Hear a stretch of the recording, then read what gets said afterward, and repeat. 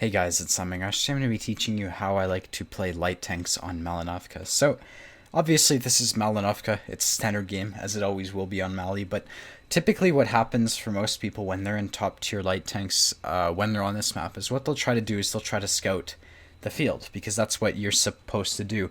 But the reality is, in World of Tanks, you actually have a lot of firepower in your top tier light tanks. So what I'll try to do is I will try to win the important positions on the map. And that's typically what I'll suggest you do in any tank, regardless of, the situation. I mean, maybe in bottom tiers, it makes sense to try to do some scouting, but you can see scouting is way too popular on this map. We currently have 3 light tanks who have decided it's all worth their time to try to scout the field, and I'm not going to do that. I mean, there's tons of reasons as to why I think scouting the field is terrible, but the main thing is you want to try to take the important parts of the map. You can see we've got like 7 campers in our base currently. 3 of them are heavies actually. 2 is a Ferd, one of them's a Ferdy and one's a Scorpion, and all those tanks could be trying to help out the hill. So instead of them doing it, I've taken it upon myself to win the hill for my team, and this is going to be interesting because, as you can see, I'm the only guy who's coming to the hill. Now, normally I would suggest not doing this, but because I'm in a light tank, what I'm going to do is I'm going to make sure I sort of do it safely. I would expect their 1390 and RU251 to be up here, so what you can see me doing is I'm testing the waters. A lot of the times I say don't go to a flank if you're alone, but because I'm top tier and because, I can sort of spot the RU and see who's coming here first, I'm able to make that happen. So I tested the waters. Like I said, there's no oncoming hill, so at this point in time I can start to shoot down. And now this is something that will happen very commonly if your team wins the hill early, because we're 90 seconds into the game, they're still trying to get up here, and I'm able to spot them, I'm able to shoot at them. There's a lot of advantages to taking the hill extremely early, and you're just going to see me demonstrate that. So right here you can see I'm putting shots at the ISU. I got spotted, but the ISU who I was scared of wasn't looking at me, so I tried to put another shot into him. You can see now that I'm worried I'm going to get clicked, so I go to this rock here. This is just to make sure I don't get RD'd, and then we're going to return back to a different bush this time, and we're going to look for shots on people. So this is what I like to do. Now, I know they've got a 54 mod 1 coming up to the hill. I expect more vehicles to also be coming here, but I mean, I'm not spotted, so really there's no pressure right now. I can just look for shots until something changes, and that would, significantly change the circumstance. Alright, so as you can see, if you take a look at the map as we're sniping from this location, our team is still not doing very well. If you look at the map, you'll notice they're actually pushing into our base. Now, normally that doesn't matter. When you've got 5 tanks left, or, if it's a 5v5 or something and they're on your cap, it's really easy to deal with because they're basically sitting in the middle of an open field. The only problem is when you have to rush back to reset and they're sitting in bushes, because normally you can just sort of blind fire bushes and get resets, but if time is short, that's when it becomes a problem. So if they're pushing into your base, you have to predict it sort of before it happens, and that makes it easier to deal with, as opposed to simply really if they get on cap and you're prepared for it, it doesn't really matter. So what you can see me doing here is I'm just sort of looking for shots. Eventually I'm going to push down the hill. This might actually happen. It's going to happen very soon, but you're going to notice I'm not going to do it the normal way. So I'm looking for shots. I'm trying to make sure it's safe because I want to get off of the hill. I've sort of felt like the position has been used up. You can see the ISU isn't giving me shots on him, and there's a ton of tanks that I cannot see right now. So what I'm going to do is I'm going to drop off the hill, and there's a way that I do this that people seem to forget about. So when people try to push down the hill, you can see I've already started to do this. They always try to go down this road. And this road is one of the worst ways to push down the hill. It works from both sides. It's terrible because what happens is TDs all the way back here will have shots in you, and there's no cover as you try to drive down here. So you end up getting, you force yourself into a choke point. So what I do instead, I just jump off a cliff.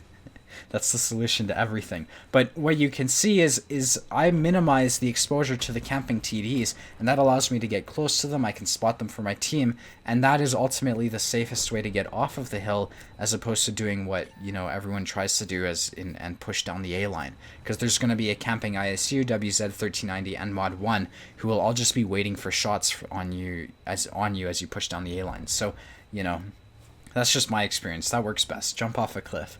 Works every time. From here, what you can see happening is I'm just sort of playing this bull here. This bull is really useful when you're trying to push into the campers because you can sort of disengage and engage at will. You're also spotting for your teammates, so even if you do sort of get rushed or anything to that effect, you do have support. So you can see while I'm playing this, naturally Artie takes a liking to me because, you know, tier 9 light tank, big threat. And why would he shoot at heavies? But, you know, I front line, so it's logical that Artie shoots at me. And from here, we're just trying to win this, because what I can see has happened is they're pushing into our base. So I'm actually sort of worried that they're going to cap out. You can see there's an AT-15 and a 1357F. So you can see I'm sort of hesitating. I sort of want to go back. I don't really want to go back. You know, we'll see how it goes. And at this point in time, this is where I'm going to be changing the angle. Now, I'm doing this for a couple reasons. One, they're on our cap. Like I said, it doesn't bother me like a lot if they're on our cap. The second reason is because we were fighting a 4v2, right? Or maybe a 4v3, but really it was a 4v2. This T-29 was low HP. So in my position, I was challenging 4 tanks, and it was just me who was challenging those 4 tanks. So typically you don't want to do that. You know, basic counting skills dictate that you should not fight a 4v2.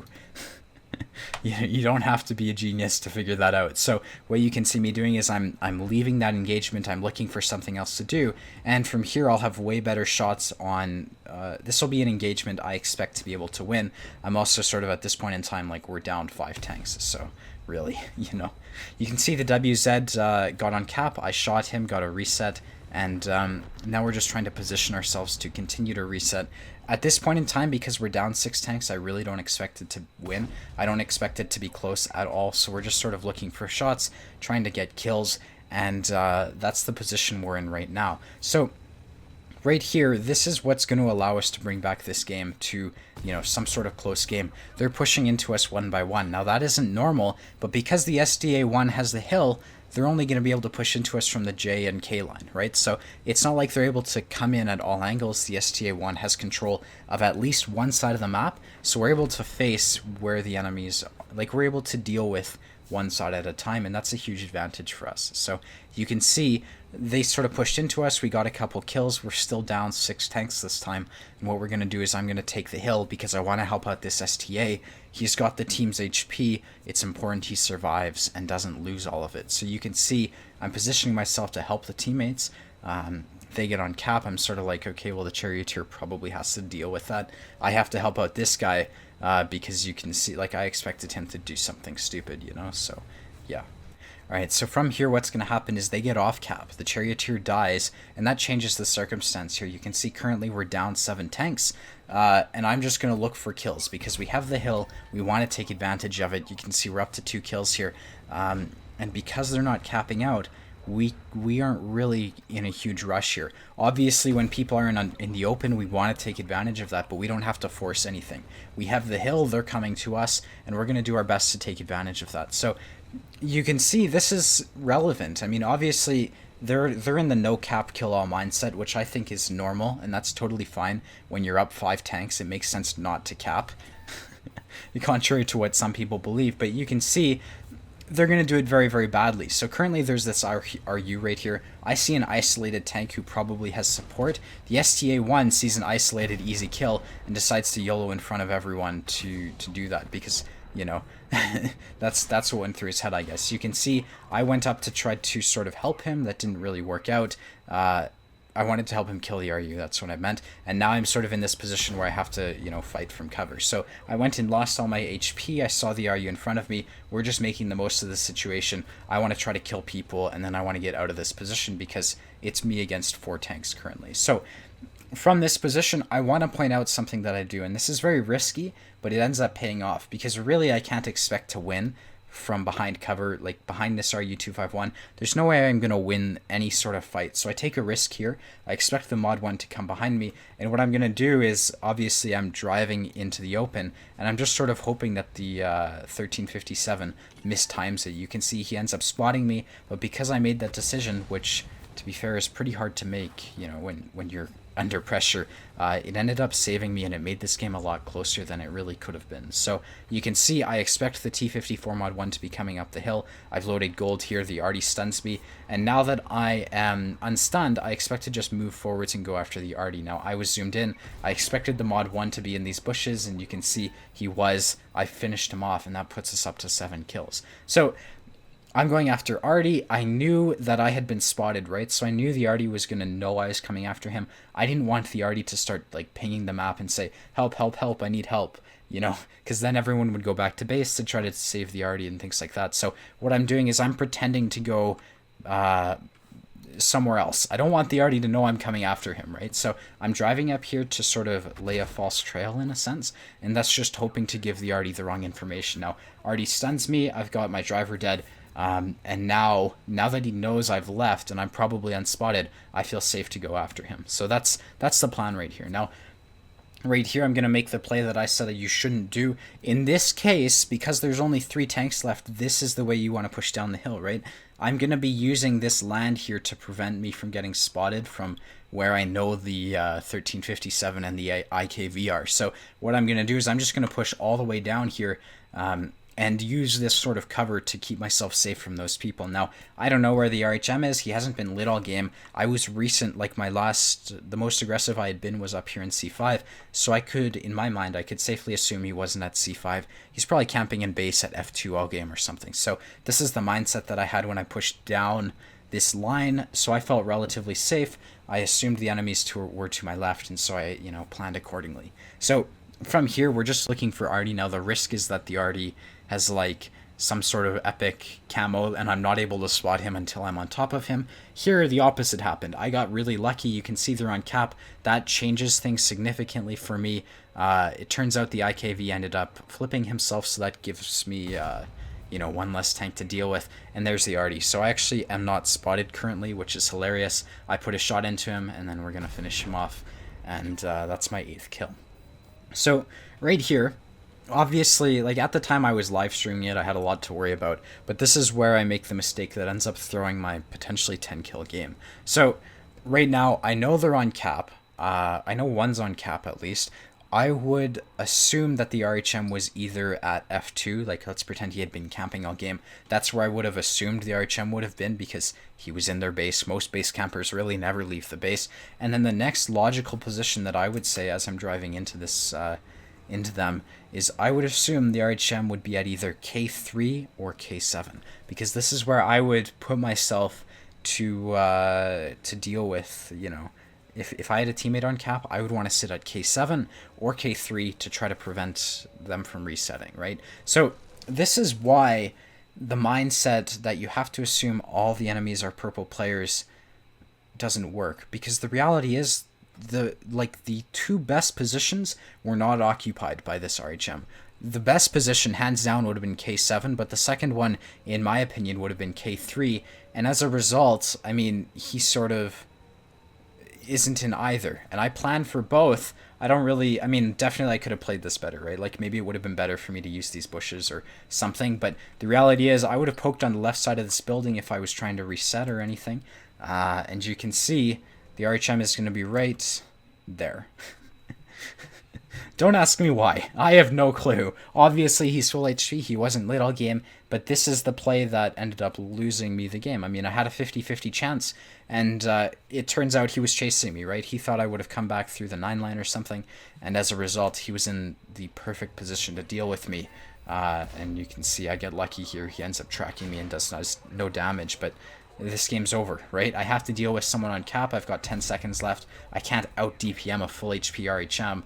So at this point in time, I'm pretty screwed. I mean, there's nothing else I could have done. So my mistake, I don't know if it was a mistake, but obviously with that RHM right there, I would never have gone to where I did, right? The problem is I assumed he would have been at K7, shooting through these windows, because that would have been perfect, or he would have been at like K3 sitting behind one of these houses to prevent me from coming up the field. But really, K7 would have been the best, or even somewhere here. So, I could have played it better for sure, but it happens. I lost the game. It was my fault. I ended up getting 8 kills at least. So let's go take a look at the end plates, and then we'll talk about the map tactic. Alrighty, so as you can see, that was a Mastery Badge, Radley Walters, High Caliber, and a Top Gun. 4588 damage, 8 kills, 896 base experience, and naturally we lost some credits. I mean, not a lot, considering, everything considered. We ended up losing only 5k, so yeah, let's go take a look at the strat sketch. Alrighty, so as you can see, we ended up taking the hill. Now, normally on this map, the hill is contested. Obviously, in this game, it wasn't. That allowed me to do a ton of damage. So what I did, once we had won the hill, which was really, really early, just by me driving to the hill, I won the hill for the team.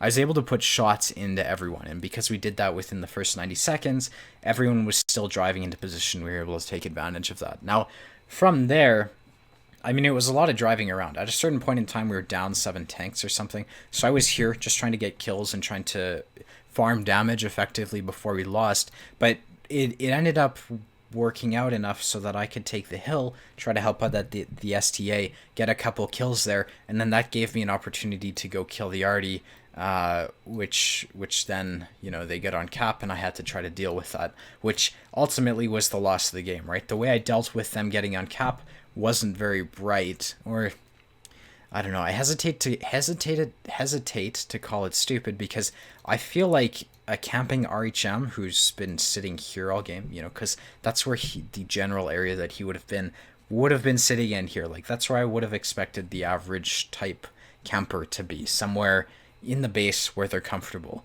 Instead, what happened was he didn't sit here. He didn't sit here. I ended up catching him in the open while he was driving to, counteract me, because he thought I was going to come back through this way. So, I mean, in hindsight, this would have kept me safe from where I thought he was, which originally was here or here, but it didn't work out like that. So, in hindsight, maybe I should have gone something like this and risk getting shot as I crossed the field, but, it was one of those 50-50 gambles and just didn't pay off. So that's pretty much this game. I mean, it was a high score, but really the positions I used allowed me to get that high score, and ultimately that's why I'm uploading it, because I think it's relatively helpful. So yeah, I mean, I hope this video is helpful. If you want to see more, be sure to hit the like and the subscribe button, and I hope to see you around. Later, guys. Bye-bye.